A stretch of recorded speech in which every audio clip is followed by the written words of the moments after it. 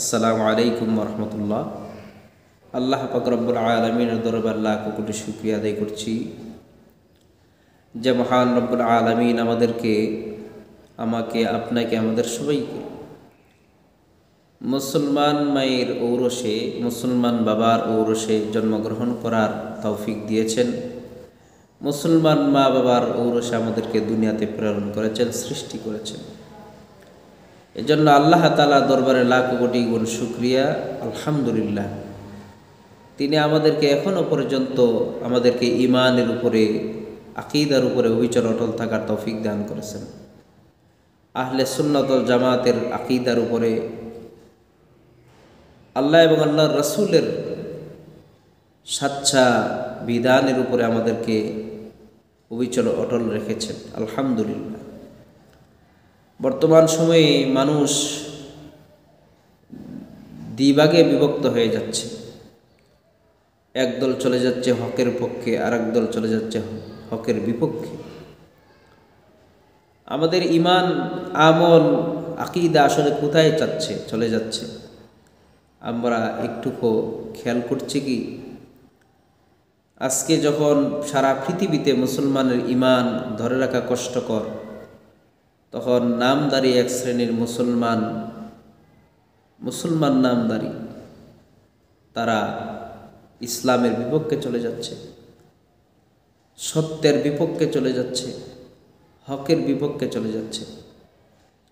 বর্তমান সময়ে সারা পৃথিবীতে, বাংলাদেশ সহ সারা পৃথিবীতে প্রায় সময় আমরা দেখতে পাই বিভিন্ন জন নামদারি মুসলমান, আবার অমুসলিম, মুসলমান মায়ের ঔরসেও জন্মগ্রহণ করে নেই, তারা আল্লাহকে নিয়ে, রাসূলকে নিয়ে কটূক্তি করে, আল্লাহকে নিয়ে খারাপ মন্তব্য করে, রাসূলকে নিয়ে মন্তব্য করে। এক শ্রেণীর হক্কানি রব্বানি উলামায়ে কেরাম, মুমিন মুত্তাকি মুসলমান ইমানদার, তারা আল্লাহ এবং আল্লাহ রাসূলের পক্ষে ঝান্ডা ধরে স্লোগান তোলে, প্রতিবাদ করে রাস্তায় বের হয়। আবার আর এক শ্রেণী আছে যারা কোরআন সুন্নাহর বিপক্ষে গিয়ে, আল্লাহ এবং আল্লাহ রাসূলের বিপক্ষে গিয়ে তারা হকের বিপক্ষে গিয়ে বাতিলের পক্ষে আশ্রয় নেয়, বাতিলের পক্ষে স্লোগান তোলে। বর্তমান সময়েও যারা বাতিলের পক্ষ নিয়েছে, কোরআনের বিপক্ষে যারা গিয়েছে, আল্লাহ এবং আল্লাহ রাসূলের বিপক্ষে যারা গিয়েছে, তারা ধ্বংস হয়ে গেছে, তারা টিকতে পারে নাই। কিয়ামত পর্যন্ত পারবেও না তারা টিকতে। আজও যারা ইসলামের পক্ষে, কোরআনের পক্ষে, আল্লাহ এবং আল্লাহ রাসূলের পক্ষে যারা থাকবে, তারা সব সময় বিজয় অর্জন করবে, বিজয় লাভ করবে, তারা বিজয়ী থাকবে, তাদের মাথা উঁচুই থাকবে। তাদের বিপক্ষে যারা যাবে, ইসলামের বিপক্ষে যারা যাবে, কোরআন সুন্নাহর বিপক্ষে যারা যাবে, তারা পূর্বেও ধ্বংস হয়েছে, ভবিষ্যতেও ধ্বংস হবে। তবে দোয়া করি আল্লাহ তাআলা তাদেরকে হেদায়েত নসিব করুন। সম্প্রতি আমরা দেখতে পাচ্ছি এক শ্রেণীর মানুষ, মুসলমান নামদারি যাদেরকে আমরা সমাজে বাউল শিল্পী নামে আমরা চিনে থাকি। আপনারা জানেন বিগত কয়েকদিন যাবৎ আপনার সোশ্যাল মিডিয়াতে খুব তুলপাড় চলছে। আল্লাহকে নিয়ে এক বাউল শিল্পী সে কটূক্তি করেছে।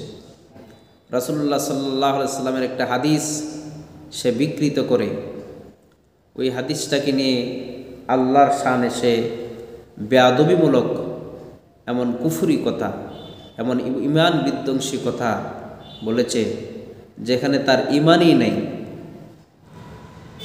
তাকে গ্রেফতার করা হয়েছে। যেই বাউল শিল্পী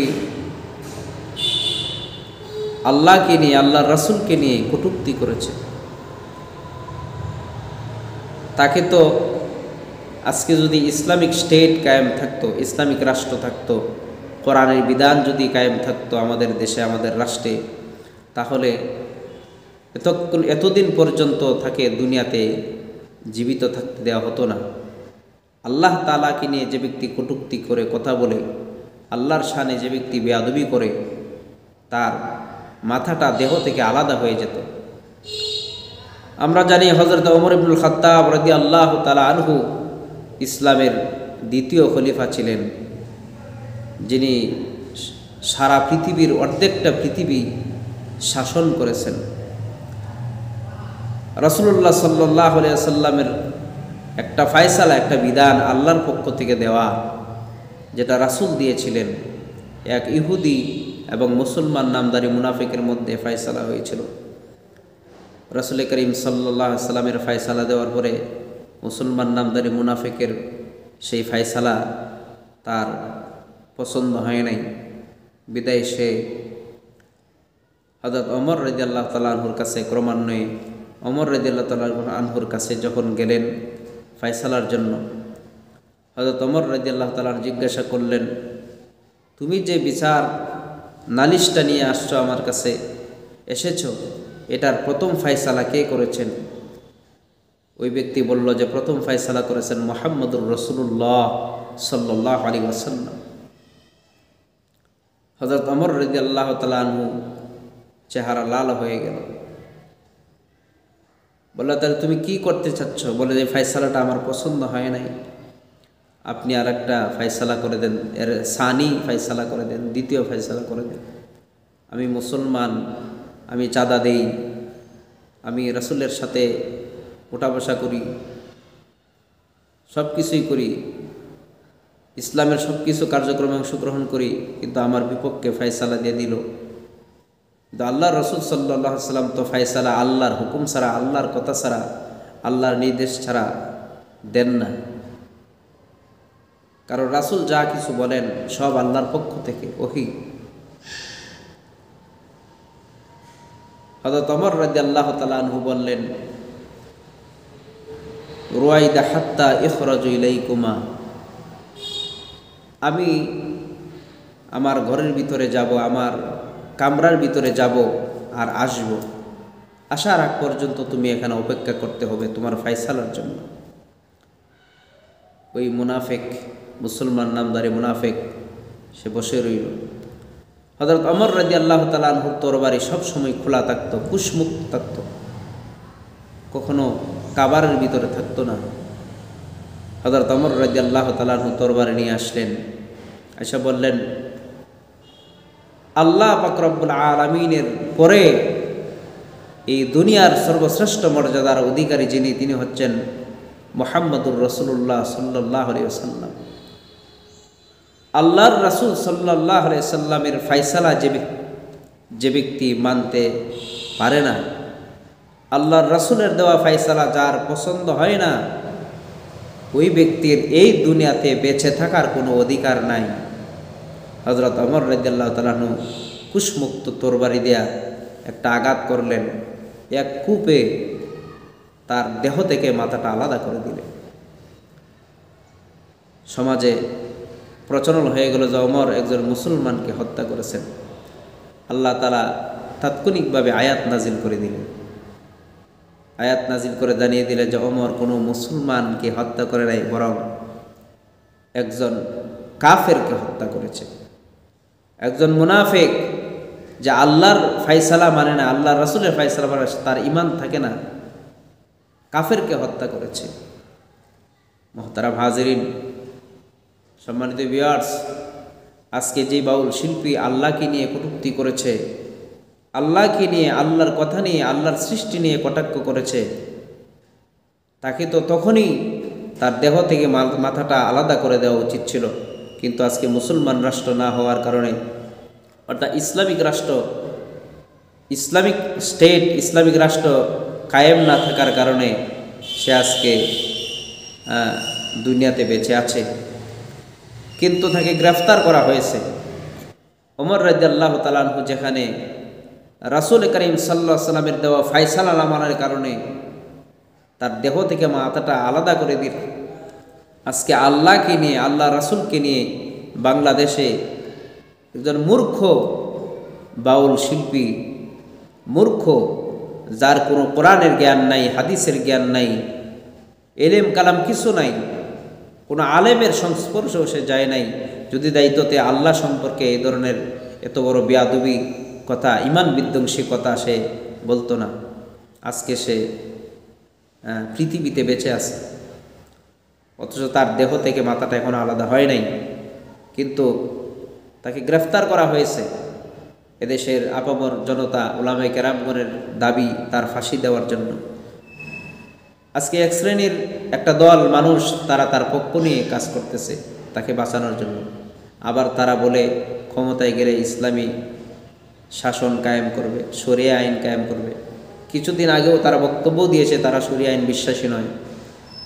আবার এই বাউল শিল্পীর পক্ষ নিয়ে তারা কথা বলতেছে, অথচ আল্লাহ পাক রব্বুল আলামিন বলছেন, ওয়া মিনান নাসি মান ইয়াশতারি লাহওয়াল হাদীসি লিয়ুদিল্লা আন সাবিলিল্লাহি বিগাইরি ইলম ওয়া ইয়াত্তাখিযা হুজুয়া উলাইকা লাহুম আযাবুম মুহিন। আল্লাহ তাআলা বলছেন, কতক মানুষ এমন আছে অসার কিছু বাক্যালাপ কথাবার্তা দিয়ে মানুষকে হেদায়েত থেকে বিচ্যুত করার জন্য, ইসলাম থেকে বিচ্যুত করার জন্য তারা চেষ্টা করে। লাহওয়াল হাদিস দ্বারা মুফাসসিরিনে কেরাম এখানে গান বাজনাকে উপলক্ষ করেছেন। এমন কিছু কথাবার্তা যেগুলা বলে মানুষের মধ্যে বিনোদন দেওয়া যায়, কিন্তু ইমান ঠিক থাকে না, ইমান ধ্বংস হয়ে যায়। সেই ইমান বিধ্বংসী কথা বলে বলে মানুষের ইমানকে নষ্ট করছে, মানুষকে হেদায়েতের রাস্তা থেকে সরিয়ে দিচ্ছে, কিন্তু আমরা ভ্রূক্ষেপ করছি না, বরং এক শ্রেণীর মানুষ তাদের পক্ষ নিয়ে কাজ করতেছে। এবং না জানার কারণে, কোরআনের জ্ঞান হাদিসের জ্ঞান না থাকার কারণে তারা আজকে এই ইমান বিধ্বংসী কাজে তারা লিপ্ত, এই ধরনের অসার বা কলাপ কাজকর্মে তারা লিপ্ত আছে। আজকে বাউল শিল্পী সে আল্লাহকে নিয়ে কটূক্তি করেছে, কিন্তু এক শ্রেণী মানুষ তার পক্ষ নিয়েছে। আবার আর এক বাউল শিল্পীও তার পক্ষ নিয়ে বলছে যে সে ভুল করতেই পারে, বাউল শিল্পী এলেম কালাম নাই, কম শিক্ষিত, এই জন্য কি তাকে ফাঁসি দিতে হবে? তার এলেম কালাম নাই যেহেতু, কম শিক্ষিত, তাহলে সে আল্লাহকে নিয়ে কটূক্তি করতে যাবে কেন? ইসলাম নিয়ে সে কথা বলতে যাবে কেন? ইসলামের কথা জ্ঞান যেখানে নাই তার, সে কেন যাবে ইসলাম নিয়ে কথা বলার জন্য? তাকে সংযত হয়ে কথা বলা উচিত ছিল। সে গান বাজনা গাইবে, গান বাজনা ইসলামে হারাম, এগুলা বৈধ নয়, হারাম কাজ করবে, আবার আল্লাহকে নিয়ে কটূক্তি করবে, ইসলাম নিয়ে সে কথাবার্তা বলবে। এই ধরনের সাহস তাকে কে দিয়েছে? এই ধরনের অধিকার তাকে কে দিয়েছে? সুতরাং আমরা চাই তার যথাযথ শাস্তি হোক, বিচার হোক। এদেশের সরকারের প্রতি আমরা দাবি জানাই, এদেশের 18 কোটি মুসলমানের পক্ষ থেকে আমাদের দাবি থাকবে, আল্লাহ এবং আল্লাহ রাসূলকে নিয়ে যেই বাজে কোনো মন্তব্য করবে, কটূক্তিমূলক কোনো আচরণ করবে, কথা বলবে, আল্লাহ এবং আল্লাহ রাসূলের বিধানকে নিয়ে যে ব্যক্তি সমালোচনা করবে, তার শাস্তি বাংলার মাটিতে করতে হবে। এটা আমাদের প্রাণীর দাবি, এদেশের উলামায়ে কেরামের দাবি, সারা দুনিয়ার মুমিন মুসলমানদের দাবি। আল্লাহ তাআলা আমাদের সবাইকে কথাগুলো আমল করার তৌফিক দান করুন। আমাদের ঈমান আমলকে আল্লাহ তাআলা বর্ধিত করে দিন। ইসলামের উপরে, হকের উপরে টিকে থাকার তৌফিক আল্লাহ দান করুন। আসসালামু আলাইকুম ওয়া রাহমাতুল্লাহি ওয়া বারাকাতুহু।